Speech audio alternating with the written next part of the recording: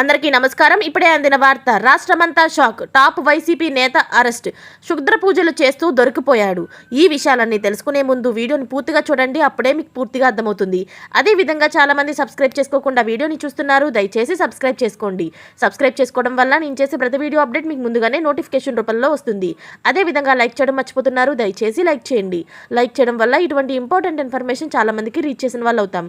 ఇక లేట్ చేయకుండా వీడియోలోకి వెళ్ళిపోదాం. అన్నమయ్య జిల్లా బి కొత్తకోట మండలంలో క్షుద్ర పూజలు కలకలం రేపుతున్నాయి.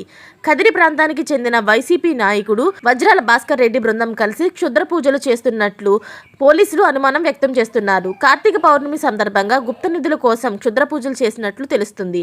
పోలీసులు ఇద్దరిని అదుపులోకి తీసుకున్నట్లు విశ్వసనీయ వర్గాల సమాచారం. సత్యసాయి జిల్లా కదిరికి చెందిన వైసీపీ నేతను పోలీసులు అదుపులోకి తీసుకొని బి కొత్తకోట పోలీస్ స్టేషన్లో ఉంచకుండా బయటకు తిప్పుతున్నట్లు తెలుస్తుంది.